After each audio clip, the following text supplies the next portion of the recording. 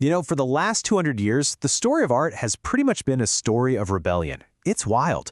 One generation of artists comes along, completely smashes the rules of the last one, and sets up their own new order, only to get torn down by the next wave. It's this relentless, incredible cycle of revolution. So what's up with that? Why does looking back at art history feel like watching one long, continuous fight? Let's do this. We're going to trace the big rebellions that really defined Western art, starting with the emotional outburst of the Romantics and taking it all the way to the cool, detached irony of pop art. All right, so our story really kicks off with the first great rebellion of the modern era. This was a passionate, all-out fight against the entire way people thought in the 18th century. And here you can see the conflict in a nutshell. On one side, you've got the Enlightenment. It was all about reason, logic, seeing the universe as this perfect, predictable machine, kind of like a giant clock.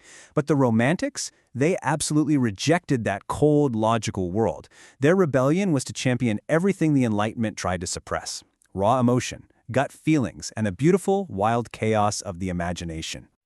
And let's be clear, this was not some polite little debate over tea. Oh no. The Romantics went all in on extremes. They were obsessed with the sublime, that feeling of awe and terror you get from nature, and even the grotesque. For them, truth wasn't found in some balanced, reasonable argument. It was found in intense, overwhelming, lived experience. But that was just the beginning. Once the Romantics blew the lid off of pure reason, it was like a dam breaking. It unleashed this flood of artistic revolutions, and each one was somehow even more radical than the last. The pace of change just went into overdrive. For centuries, art styles had kind of evolved slowly, gradually. But in the late 19th and early 20th centuries, it felt like 100 years of revolution got crammed into just a few decades. It was breathless.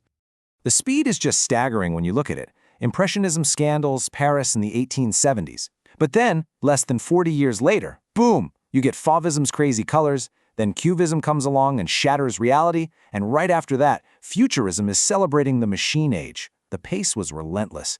Each new ism was a direct rebellion against the rules of the one that had just shown up. So let's take Impressionism. Its big rebellion was against the studio itself. Artists like Monet literally dragged their easels outside to try and capture a single, fleeting moment of light. Now, to the art establishment at the time, these blurry, unfinished-looking paintings were a total insult. An insult to the very idea of what fine art was supposed to be. Then, just a couple of decades later, Picasso and Braque staged an even bigger rebellion.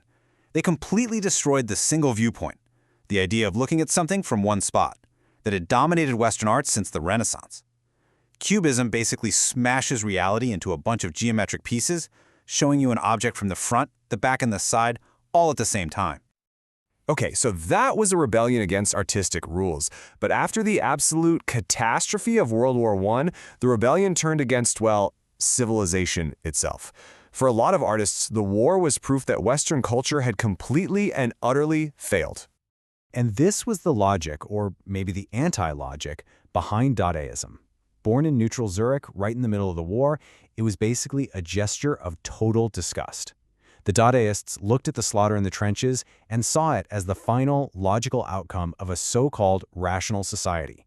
So what was their response? To embrace total nonsense, chaos, and the absurd. The thing about the Dadaists is they didn't have one single style. Their only unifying idea was provocation. They wanted to attack the public sense of what was proper and what was good taste. Their main tool wasn't the paintbrush, it was creating a scandal. And absolutely nothing was more scandalous than Marcel Duchamp's Fountain, which was a standard factory-made urinal that he signed and tried to enter into an art exhibition. It was the ultimate act of rebellion, and it posed a question that, honestly, still haunts the art world today. Is something art because an artist skillfully made it, or is it art just because an artist says it is? But you can only scream no for so long. Out of the nihilism of Dada, a new movement rose up: Surrealism. It totally inherited Dada's rejection of logic, but instead of just wanting to destroy everything, it wanted to build something new by exploring a reality hidden just beneath the surface of our minds. So the Surrealists were heavily influenced by Sigmund Freud's new theories of the unconscious mind, which were all the rage. And they started exploring. Some, like Joan Miro, would do this thing called automatic drawing, just letting their hand move freely across the page to see what the unconscious would spit out. Others, like the famous Salvador Dali, used this incredibly realistic, almost photographic technique to paint the bizarre, impossible scenes from their dreams. All right, so after a second, even more devastating world war, the entire center of the art world shifts. It moves from Paris to New York City. And with that move, a powerful new artistic establishment is born, which of course creates a perfect new target for rebellion. That new establishment was abstract expressionism. And this was a huge deal. For the very first time, an American art movement was dominating the entire world. We're talking about artists like Jackson Pollock, creating these massive, dramatic canvases filled with drips and splashes and just raw physical energy. It was big, it was heroic, it was emotional, and it was completely American. But this art also became a political weapon. In the huge cultural struggle going on between the US and the Soviet Union, abstract expressionism was held up by American institutions as the ultimate symbol of individual freedom. It was seen as the perfect contrast to the rigid state-controlled art of the Soviets. And the propaganda battle was crystal clear.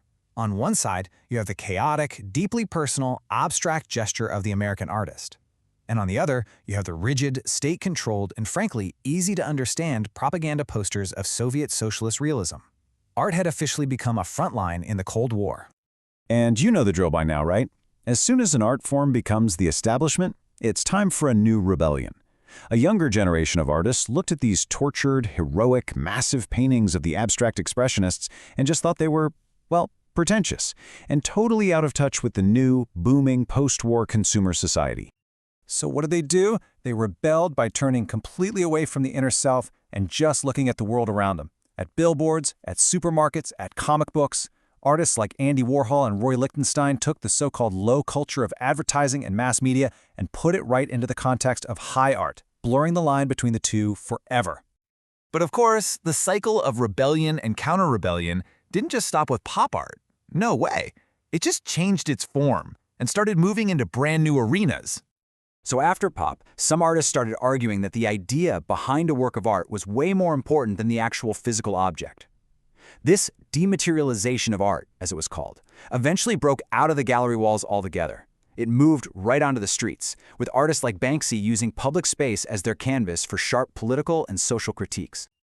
So when you really step back and look at it, the history of modern art is this incredible chain reaction of rebellion. Each movement fought against whatever came right before it, creating a new establishment that would, inevitably, be overthrown. Which leaves us with one last, really crucial question to think about. What is art rebelling against now?